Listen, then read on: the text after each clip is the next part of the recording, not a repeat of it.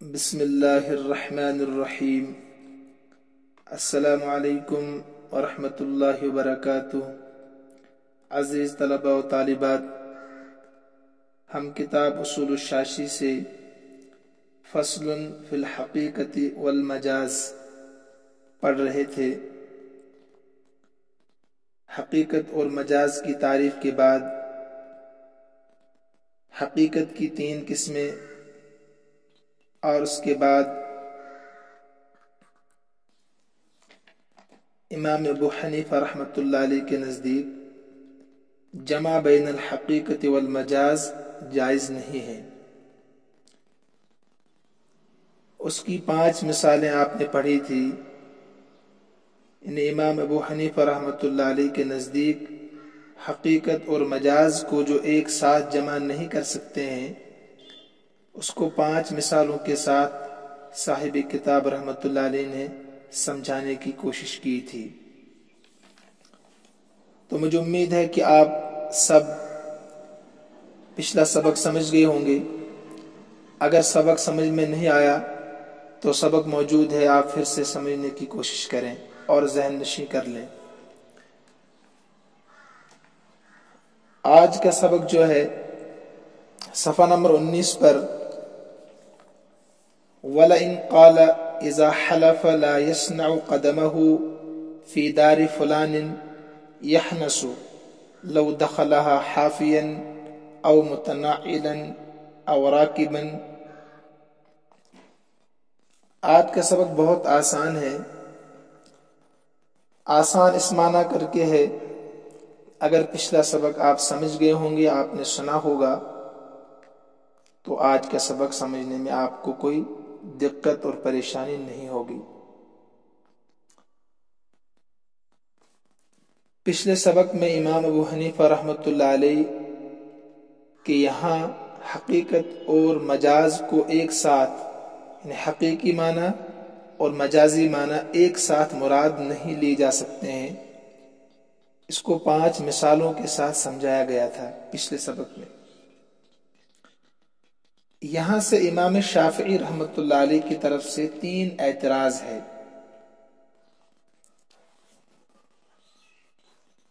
اعتراض یہ ہے کہ تمہارا جو اصول ہے امام ابو حنیفہ رحمۃ اللہ علیہ کا، لفظ کے حقیقی معنی اور مجازی معنی ایک ساتھ مراد نہیں لیے جا سکتے ہیں، یہ قانون ہے امام ابو حنیفہ رحمۃ اللہ علیہ کے نزدیک۔ امام شافعی رحمۃ اللہ علیہ اعتراض کرتے ہیں کہ تمہارا جو اصول ہے، قانون ہے، خود تمہارے عمل کے خلاف ہے، تمہارے عمل کے خلاف ہے۔ لہذا امام شافعی رحمۃ اللہ علیہ 3 مثالوں کے ذریعے سے امام ابو حنیفہ رحمۃ اللہ علیہ سے کہہ رہے ہیں کہ تمہارا اصول خود تمہارے عمل کے خلاف ہے۔ لہذا وہ 3 مثالیں کیا ہے، جہاں امام شافعی رحمۃ اللہ علیہ یہ ثابت کرنے کی کوشش کر رہے ہیں کہ تمہارا عمل تمہارے اصول کے خلاف ہے۔ دیکھیے مثال نمبر 1، جہاں امام شافعی رحمۃ اللہ علیہ یہ ثابت کرنے کی کوشش کر رہے ہیں کہ تمہارا عمل جو ہے کہ حقیقت مجاز ایک ساتھ جمع نہیں ہو سکتے ہیں، تمہارا عمل تمہارے قانون کے، تمہارے اصول کے خلاف ہے۔ اگر ایک انسان نے قسم کھائی کہ میں اپنا قدم زید کے گھر میں نہیں رکھوں گا، اب زید کے گھر میں قدم رکھنے کی 2 شکلیں ہیں، قدم رکھنے کی 2 شکلیں ہیں، ایک تو حقیقی شکل، ایک مجازی شکل۔ حقیقی معنی کیا ہے وضع قدم کے؟ کسی زید کے گھر میں قدم رکھنے کی حقیقی معنی کیا ہے؟ حقیقی معنی یہ ہے کہ ننگے پیر قدم رکھنا، ننگے پیر، بغیر موزے، جوتے، بغیر سواری گھر میں قدم رکھا، یہ اس کے حقیقی معنی ہے۔ ننگے پیر ہو، موزے نہ پہنے ہوئے ہوں، جوتے نہ پہنے ہوئے ہوں، خفین نہ پہنے ہوئے ہوں، سواری پر بھی سوار نہ ہو، بلکہ ننگے پیر وہ زید کے گھر میں داخل ہو جائے، اس کے حقیقی معنی ہے۔ ٹھیک ہے، اور مجازی معنی کیا ہے؟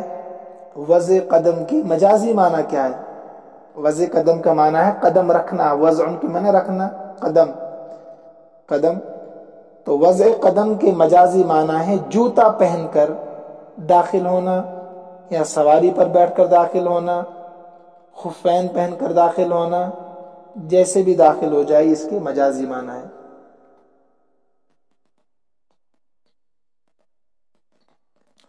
اب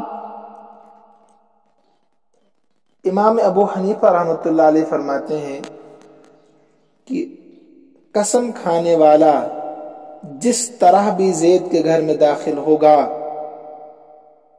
جس نے قسم کھائی تھی نا کہ خدا کی قسم میں زید کے گھر میں قدم نہیں رکھوں گا، قدم رکھنے کی دو معنی ہے، حقیقی اور مجازی، میں نے سمجھا دیا آپ کو۔ امام ابو حنیفہ رحمۃ اللہ علیہ فرماتے ہیں قسم کھانے والا جیسے بھی زید کے گھر میں داخل ہوگا، چاہے ننگے پیر، جوتا پہن کر، خفین پہن کر، موزے پہن کر، سواری پر بیٹھ کر، جیسے بھی زید کے گھر میں داخل ہوگا، بہر صورت یہ حانس ہوگا، یعنی قسم توڑنے والا مانا جائے گا۔ امام شافعی فرماتے ہیں یہی تو بین الحقیقت والمجاز ہے۔ اعتراض سمجھ میں آیا؟ حقیقی معنی اور مجازی معنی امام ابو حنیفہ رحمۃ اللہ علیہ فرماتے ہیں جس طریقے سے بھی داخل ہو، ننگے پیر یا جوتے پہن کر، سواری پر بیٹھ کر، خفین پہن کر، حقیقی اور مجازی دونوں میں سے جیسے بھی داخل ہوگا تو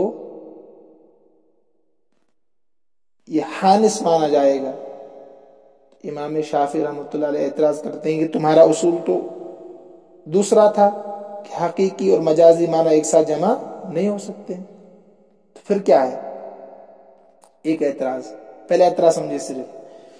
دوسرا اعتراض، اگر کسی شخص نے قسم کھائی کہ میں زید کے گھر میں سکونت اختیار نہیں کروں گا، یعنی نہیں ٹھہروں گا، سکونت اختیار نہیں کروں گا، تو زید کے گھر میں سکونت اختیار کرنے کی بھی دو قسمیں ہیں، ایک تو حقیقی معنی، ایک مجازی۔ حقیقی معنی کیا ہے؟ کہ وہ زید کا اپنا گھر ہو، یعنی اس پر اس کی ملکیت ہو، زید کا وہ اپنا گھر ہو، اس پر اس کی ملکیت ثابت ہو، یہ تو حقیقی معنی ہے۔ زید کے گھر میں سکونت اختیار نہیں کروں گا، تو زید کا یہ اپنا گھر ہونا چاہیے، اس پر اس کی ملکیت ہونی چاہیے، یہ اس کا حقیقی معنی۔ اور مجازی معنی یہ ہے کہ وہ گھر اس نے کرایہ پر لیا ہو یا عاریت پر لیا ہو، نے مانگ کر لیا ہو، ٹھیک ہے۔ اب امام ابو حنیفہ رحمۃ اللہ علیہ کا اصول ہے کہ وہ جیسے بھی گھر میں سکونت اختیار کرے گا، چاہے زید کا ملکیت والا گھر ہو یا زید نے کرائے پر لیا ہو یا عاریت پر لیا ہو، جیسے بھی گھر میں وہ داخل ہوگا تو وہ حانس ہو جائے گا، یعنی قسم توڑنے والا مانا جائے گا۔ اس نے قسم کھائی تھی کہ میں زید کے گھر میں سکونت اختیار نہیں کروں گا۔ تو امام شافعی رحمۃ اللہ علیہ فرماتے ہیں کہ یہی تو حقیقت اور مجاز کو ایک ساتھ جمع کرنا ہے، یہی تو جمع بین الحقیقت والمجاز ہے، جس کو تم ناجائز کہہ رہے ہو۔ دو اعتراض۔ تیسرا اعتراض ہے، اگر کوئی مالک یعنی آقا یہ کہے کہ میرا غلام آزاد ہے جس دن فلاں شخص آئے، مثلا آقا نے یہ کہا کہ میرا غلام آزاد ہوگا جس دن زید آئے گا، جس دن زید آئے گا، تو زید اب چاہے رات میں آئے یا دن میں آئے، دونوں صورتوں میں اس کا غلام آزاد ہوگا. مثلا میں کہہ رہا ہوں میرا ایک غلام تھا، میں کہہ رہا ہوں کہ جس دن میرے پاس زید آئے گا، میرا دوست ہے زید آئے گا، اس دن میرا غلام آزاد ہے. میں نے کہا ہے دن، تو دن کے حقیقی معنی کیا ہے؟ دن کے حقیقی معنی ہے دن کی سفیدی، یعنی روشنی، سورج کی روشنی حقیقی معنی، اور مجازی معنی اس کے رات بھی ہے. اب چاہے میرا دوست زید میرے پاس دن میں آئے، دن کے اجالے میں، یا رات کی تاریکی میں آئے، امام ابو حنیفہ فرماتے ہیں کہ دونوں صورتوں میں میرا غلام آزاد ہوگا. امام شافعی اعتراض کر رہے ہیں کہ یہی تو حقیقت اور مجاز کو ایک ساتھ جمع کرنا ہے، تمہارا اصول تمہارے عمل کے خلاف ہے. تو یہ 3 اعتراض تھے امام شافعی رحمۃ اللہ علیہ کی طرف سے. مجھے امید ہے کہ اعتراض آپ کے سمجھ میں کھوپڑی شریف میں آ گئے ہوں گے. جواب سمجھنے سے پہلے ایک بات ذہن کے حاشیے میں بٹھا لیں، آپ ذہن کے کسی کونے میں بٹھا لیں تینوں جواب سننے سے پہلے. یہ تینوں اعتراضات تب ہوں گے، یعنی تمام مسائل اس شکل میں ہیں جب کلام بلا نیت بولا گیا ہو. یعنی تینوں صورتیں تب پیش آئیں گی جب یہ کلام، یعنی تینوں اعتراض یہ بغیر نیت کے کہے گئے. اس نے مطلق کہا ہے مثلا کہ میں اپنا قدم زید کے گھر میں نہیں رکھوں گا، بغیر نیت کے. نہ اس نے حقیقی معنی مراد لیے ہیں، نہ مجازی معنی مراد لیے ہیں. مطلق اس نے کہا کہ میں زید کے گھر میں قدم نہیں رکھوں گا. اسی طریقے سے اس نے یہ کہا ہے، دوسرا اعتراض کیا تھا کہ میں زید کے گھر میں سکونت اختیار نہیں کروں گا، ٹھہروں گا نہیں. نہ اس نے حقیقی معنی مراد لیا ہے، نہ مجازی معنی، یعنی ملکیت والا گھر یا کرائے پر لیا ہوا گھر، کوئی معنی اس نے مراد نہیں لیا ہے. اسی طریقے سے اس نے کہا جس دن زید آئے گا، تو اس دن سے نہ اس نے دن کا اجالا مراد لیا ہے اور نہ رات کی تاریکی مراد لی، مطلق اس نے بولا ہے دن. تب یہ اعتراض امام ابو حنیفہ رحمۃ اللہ علیہ پر لاگو ہوں گے. لیکن اگر اس نے نیت کے ساتھ بولا ہے، اس نے مراد لیا ہے حقیقی معنی ہی، مثلا پہلی صورت میں مراد لیا ہے کہ ننگے پیر میں، ننگا قدم میں زید کے گھر میں نہیں رکھوں گا، تو یہی مراد ہوگا. یا سواری پر بیٹھ کر یا خفین پہن کر، تو وہی مراد ہوگا. جو اس نے نیت کی ہوگی کلام کرتے ہوئے، تو وہی معنی پھر مراد ہوگا. تو میں کہا آپ سے کہ یہ تب ہوگا کہ جب کلام بغیر نیت کے کہا ہو. اس کو آپ پہلے ذہن میں رکھیں، سمجھے اس کو. اب سوال نمبر 1 جو تھا، اعتراض نمبر 1، اس کا جواب سمجھیے. امام ابو حنیفہ رحمۃ اللہ علیہ فرماتے ہیں کہ ان جگہوں میں حقیقت اور مجاز ایک ساتھ جمع نہیں ہے، بلکہ جس طریقے سے آپ نے مشترک میں پڑھا تھا نا، کہ مشترک میں سے جب ایک معنی متعین ہو جائے تو دوسرے معنی مراد نہیں لیے جا سکتے ہیں. وہاں پر امام شافعی نے فرمایا تھا کہ لفظ مشترک کے بیک وقت متعدد معنی مراد لیے جا سکتے ہیں، چاہے کلام مثبت ہو یا منفی ہو، جس کو عموم مشترک کہتے ہیں. عموم مشترک بشرطے کہ ان معنی میں تضاد نہ ہو، یعنی معنی میں تضاد نہ ہو. تو وہاں سمجھایا تھا میں نے تفصیل کے ساتھ، جیسے مثال تھی الم تر ان اللہ یسجد له ما فی السماوات و ما فی الارض والشمس والقمر. تو سجود کے 2 معنی تھے، ہے نا. تو وہاں تفسیر آ گئی تھی اسی طریقے سے امام ابو حنیفہ رحمۃ اللہ علیہ فرماتے ہیں کہ ان جگہوں میں حقیقت اور مجاز ہے ہی نہیں، بلکہ عموم مجاز مراد ہونے کی وجہ سے قسم کھانے والا حانث ہوگا۔ عموم مجاز کی وجہ سے یہ حانث ہو رہا ہے، قسم کھانے والا یعنی قسم توڑنے والا مانا جائے گا۔ اور عموم مجاز کیا ہے؟ پہلا جواب کیا ہے؟ یاد رکھیے آپ کہ یہاں حقیقت اور مجاز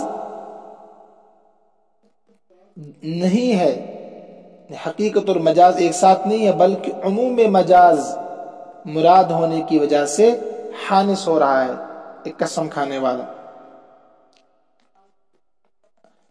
ایک جواب آ گیا۔ اور عموم مجاز کا مطلب کیا ہے؟ عموم مجاز کا مطلب ہے کہ لفظ کے ایسے معنی، ایسے عام معنی مراد لے جائیں، عام معنی مراد لے جائیں کہ حقیقت اور مجاز دونوں، حقیقی معنی بھی اور مجازی معنی دونوں اس عام معنی کے فرد بن جائیں، عام معنی کے فرد بن جائے۔ یعنی جو لفظ ہے نا آپ کے سامنے، اس کے ایسے عام معنی مراد لیے جائیں۔ اپنا قدم نہیں رکھوں گا تو اس قدم، جو لفظ ہے قدم، تو اس کے ایسے عام معنی مراد لیے جائیں کہ حقیقت اور مجاز دونوں معنی اس عام معنی کے فرد بن جائیں۔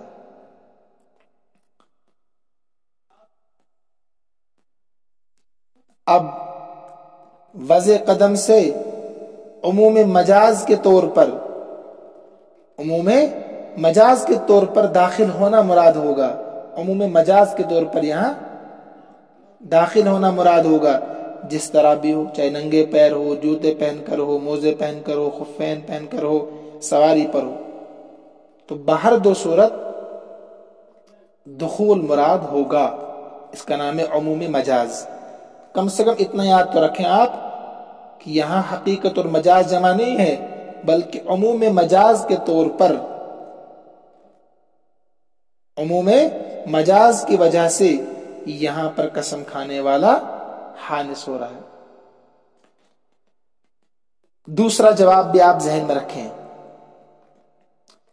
کہ یہاں سبب بول کر مسبب مراد ہے، حقیقت اور مجاز جمع نہیں ہے ایک ساتھ، ہم اپنے اصول پر، اپنے رول کے مطابق چل رہے ہیں، بلکہ یہاں سبب بول کر مسبب مراد ہے، اس لیے کہ داخل ہونا قدم رکھے بغیر ہو ہی نہیں سکتا ہے نا؟ گھر میں داخل ہونا بغیر قدم رکھے ہو ہی نہیں سکتا ہے، تو قدم رکھنا سبب ہے اور داخل ہونا، دخول کا پایا جانا، یہ مسبب ہے۔ سمجھ رہے آپ؟ قدم رکھنا یہ سبب ہے اور داخل ہونا، گھر میں دخول کا پایا جانا، یہ مسبب ہے۔ اور سبب بول کر مسبب مراد لینے میں کوئی حرج نہیں ہے، اس کو سب جائز قرار دیتے ہیں۔ تو دو جواب آسان لفظوں میں کہ یہاں حقیقت اور مجاز ایک ساتھ جمع نہیں ہے، بلکہ عموم مجاز مراد ہونے کی وجہ سے حانث ہوا ہے، قسم کھانے والا حانث ہوا ہے عموم مجاز مراد لینے کی وجہ سے۔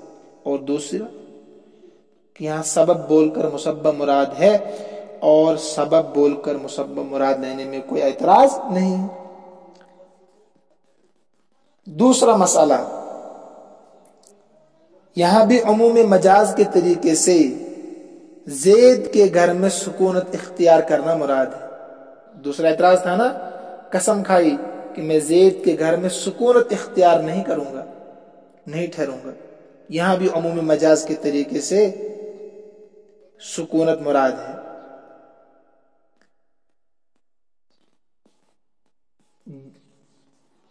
تو لہذا اب عارض پر گھر لیا ہو، ملکیت پر ہو، کرائے پر ہو، تو تینوں شکلوں میں یہاں کوئی فرق نہیں ہے۔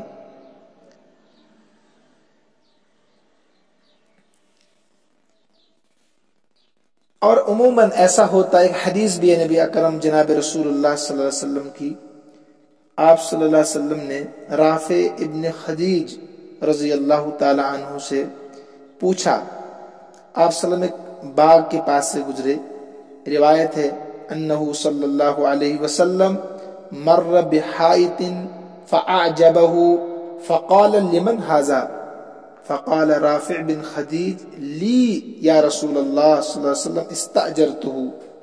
آپ صلی اللہ علیہ وسلم ایک باغ کے پاس سے گزرے اور فرمایا رافع بن خدیج سے کہ باغ کس کا ہے؟ انہوں نے فرمایا یا رسول اللہ میرا ہے، اس کو میں نے اجرت پر لیا ہے۔ اب دیکھیے اجرت پر لیا ہے تو اجرت پر لی ہوئی چیز کو بھی اپنی طرف منسوب کیا کہ میری ہے، میں اس کا مالک ہوں۔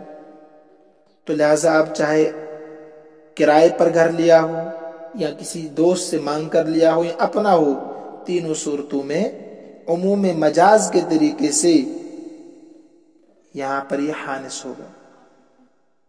ٹھیک ہے۔ تیسری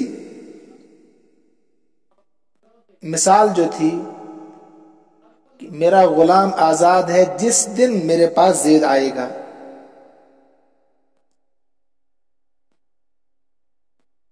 یہاں بھی عموم مجاز کے طریقے سے یومن سے مطلق وقت مراد ہے۔ عموم مجاز تینوں میں عموم مجاز آئے گا، ایک میں نے بتایا سبب بول کر مسبب مراد ہے، تو عموم مجاز کے طریقے سے یومن بول کر مطلق وقت مراد ہے، مطلق وقت چاہے دن ہو چاہے رات۔ ایک قاعدہ آپ ذہن نشین کیجیے، قاعدہ یاد رکھیے اس کو، جب لفظ یومن کو فعل غیر ممتد کی طرف منسوب کیا جائے، اس کو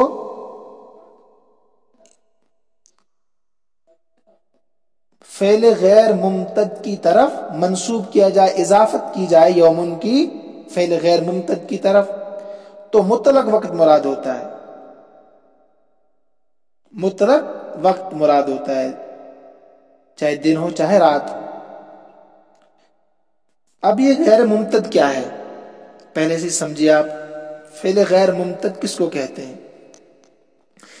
فعل غیر ممتد اس فعل کو کہتے ہیں، اس کام کو کہتے ہیں جس کی مدت بیان نہیں کی جا سکتی، یعنی وہ نہ بڑھنے والا کام ہو، کام بڑھنے والا نہ ہو، جیسے داخل ہونا، نکلنا، آنا۔ داخل ہونا یعنی دخول، خروج، قدوم، یہ فعل غیر ممتد ہے، فعل غیر ممتد ہے۔ اب ممتد سمجھ گئے ہوں گے آپ، ممتد کہتے ہیں جس کی کوئی مدت بیان کی جا سکے۔ مثلا آپ کہتے ہیں رکبت یومین، میں 2 دن سوار رہا، تو یہ سوار ہونا یہ فعل ممتد بڑھتا ہے۔ میں یوں کہہ سکتا ہوں کہ میں ٹرین میں 10 دن سفر کرتا رہا، میں جہاز میں 1 دن سفر کرتا رہا، تو یہ ایسا کام ہے جو بڑھتا ہے، اس کی مدت کو بیان کیا جا سکتا ہو، اس کو ممتد کہتے ہیں، فعل ممتد۔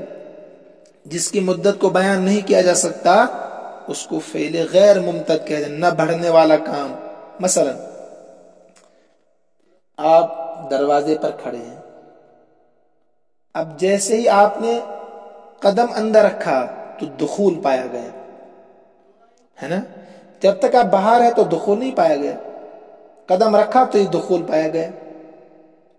آپ کمرے میں ہیں، جب تک آپ کمرے میں ہیں تو آپ کمرے میں ہی مانے جائیں گے، جیسے آپ نے قدم باہر نکلا تو خروج پایا جائے گا، تو یہ بڑھتا نہیں ہے، ایک دم ختم ہو جاتا ہے۔ خروج، آپ نے قدم باہر رکھا تو خروج پایا گیا، قدم اندر رکھا تو دخول پایا گیا۔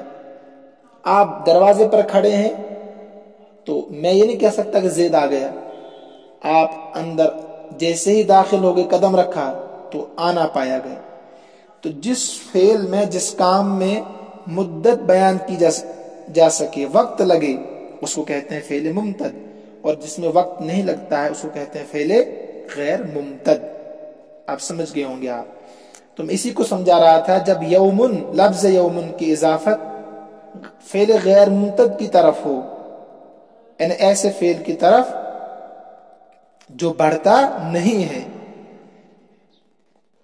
تو مطلق وقت مراد ہوتا ہے. پھر دن صرف دن مراد نہیں ہوگا بلکہ دن ہو یا رات ہو, صبح ہو یا شام ہو, تو مطلق وقت مراد ہوگا. اس کو کہتے ہیں مطلق وقت.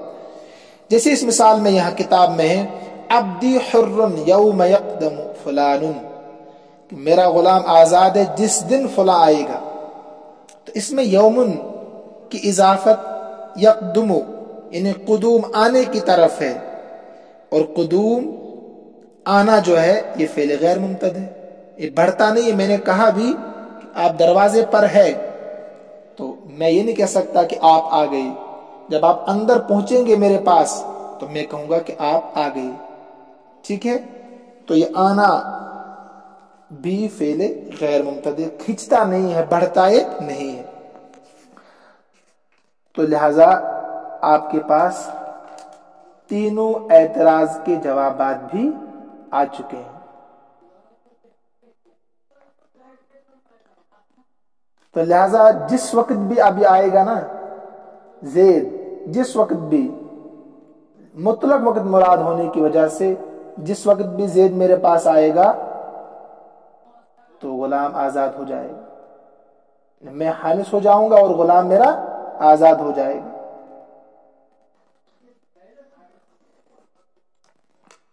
لیکن اگر اس یومن کی اضافت فعل ممتد کی طرف ہو, مثلا میں یوں کہوں عبدی حر یوم یرکب فلان, میرا غلام آزاد ہے جس دن فلاں سوار ہوگا, تو اب اگر وہ شخص رات میں سوار ہوا تو غلام آزاد نہیں ہوگا, دن میں سوار ہونا ضروری ہے.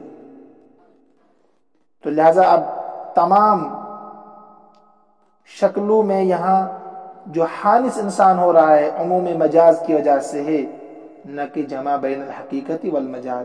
تو تینوں اعتراض جو امام شافعی رحمۃ اللہ علیہ کی طرف سے امام ابو حنیفہ رحمۃ اللہ علیہ پر تھے, تو جواب یہ ہے کہ یہاں پر جو آپ کہہ رہے ہیں حقیقت اور مجاز کی وجہ سے یہ حانس یہاں پر ہو جا رہا ہے, تو حقیقت اور مجاز کی وجہ سے نہیں ہے بلکہ یہ عموم مجاز کی وجہ سے ہے.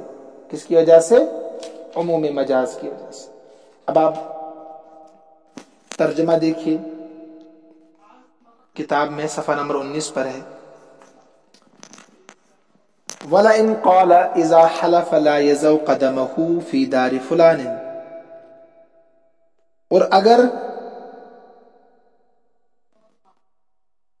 وہ کہے, یعنی کوئی اعتراض کرنے والا کہے, اعتراض کرے, اذا حلف جب کسی نے قسم کھائی, اذا حلف جب کسی نے قسم کھائی, لا یزو قدمہ کہ وہ اپنا پیر نہیں رکھے گا فلاں کے گھر میں, یحنس حانس ہوگا, یعنی اعتراض حانس ہو جائے گا.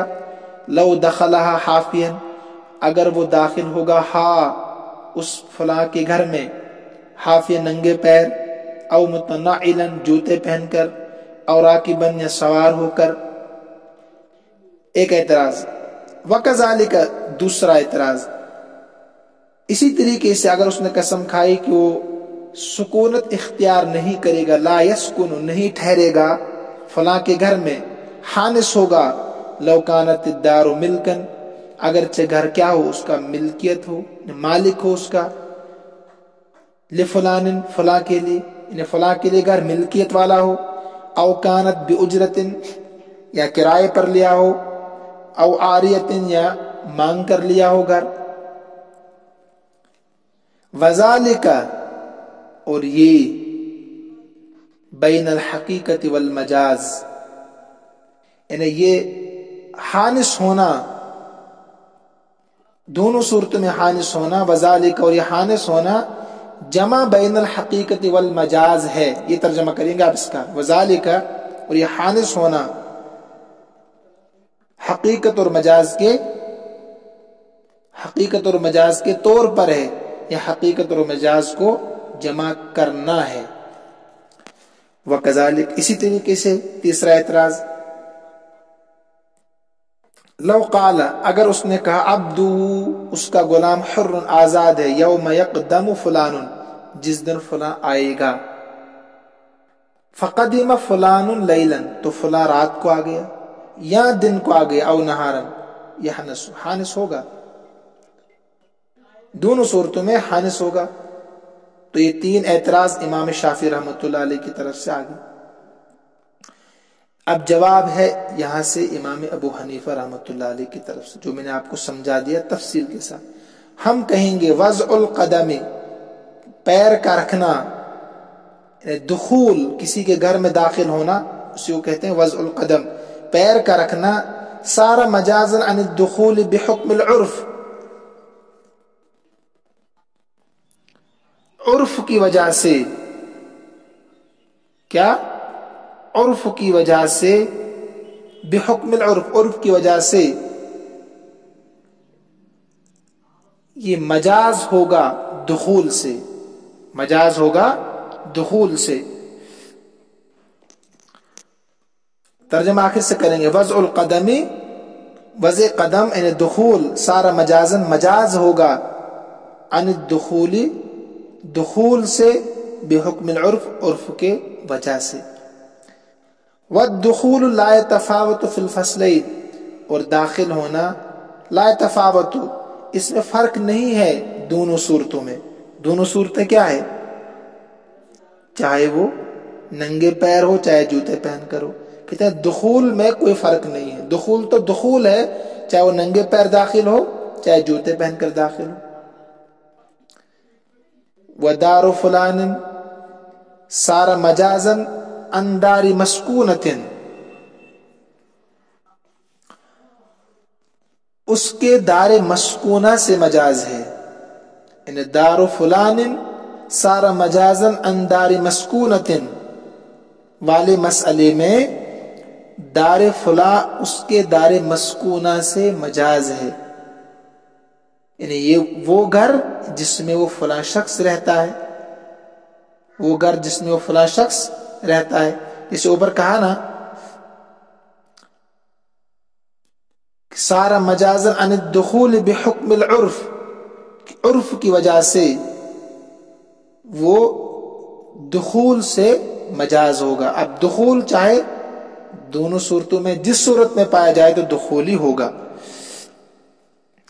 وذالک لا يتفاوت بین ان یکون ملکا له او کانت باجرۃ، کوئی فرق نہیں ہے اس درمیان کہ وہ گھر اس کے لیے ملکیت والا ہو یا اجرت پر لیا ہوا ہو۔ والیوم فی مسألۃ القدوم، والیوم فی مسألۃ القدوم، وہ لفظ یوم مسئلہ قدوم میں، یعنی تیسرا اعتراض، عبارت النام ہے عن مطلق الوقت، مطلق وقت کا۔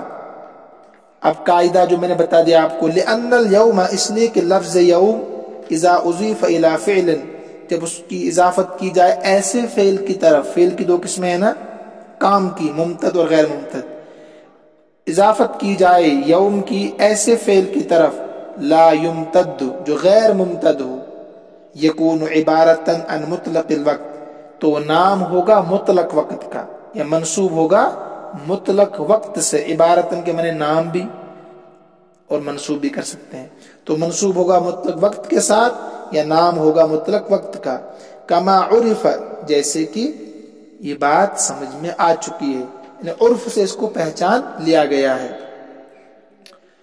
جیسا کہ استعمال سے معلوم ہو گیا ہے۔ پس مذکورہ تمام مسائل میں حانس ہونا، فکان الحنس بہذا الطریق، ترجمہ فکان الحنس، پس حانس ہونا، بہذا الطریق، مذکورہ تمام مسائل میں عموم مجاز کے طریقے سے ہے،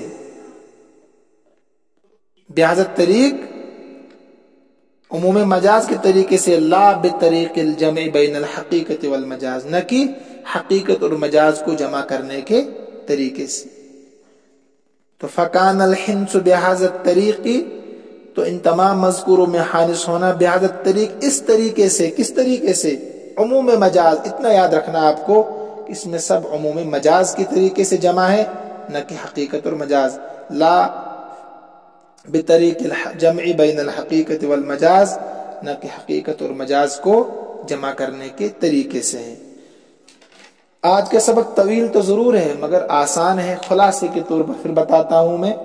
امام شافعی رحمۃ اللہ علیہ کی طرف سے اعتراض تھا امام ابو حنیفہ رحمۃ اللہ علیہ پر کہ تمہارا اصول یہ ہے کہ لفظ کے حقیقی معنی اور مجازی معنی ایک ساتھ مراد نہیں لے سکتے ہیں، لیکن تمہارے کچھ عمل ایسے ہیں کہ جو اس اصول کے اور اس قانون کے خلاف ہے۔ تو وہ چند مثالیں امام شافعی نے پیش کی کہ جہاں پر ان کو لگتا تھا کہ امام شافعی رحمۃ اللہ علیہ کا عمل ان کے اصول کے رولز کے خلاف ہے، امام شافعی رحمۃ اللہ علیہ نے جو اعتراض کیے تھے ان کا جواب امام ابو حنیفہ رحمۃ اللہ علیہ نے دے دیا کہ یہاں حقیقت اور مجاز ایک ساتھ جمع نہیں ہے جیسا کہ آپ سمجھ رہے ہیں، بلکہ یہاں عموم مجاز کے طریقے سے ہم نے ان کو جمع کیا ہے۔ عموم مجاز، اور عموم مجاز کس کو کہتے ہیں؟ عموم مجاز کا مطلب یہ ہے کہ لفظ کے ایسے عام معنی مراد لیے جائیں کہ حقیقت اور مجاز دونوں اس عام معنی کے فرد بن جائیں۔ یا میں نے آپ کو بتا دیا کہ یہاں سبب بول کر مسبب مراد ہے، اور سبب بول کر مسبب مراد لینے میں کوئی اعتراض نہیں ہے۔ بس یہ خلاصہ ہے سبق کا۔ اللہ کرے کہ آپ کی سمجھ میں آ گیا ہو، اور مجھے امید ہے کہ آپ سمجھ رہے ہوں گے جب آپ بار بار سننے کی کوشش کریں گے۔ اللہ رب العزت ہم سب کا حامی و ناصر ہو۔ اللہ رب العزت ہم سب کو اپنے امن و امان میں رکھے، اپنے حفاظت میں رکھے۔ ھذا من عندی واللہ اعلم واحکم واتم وما توفیقی الا باللہ۔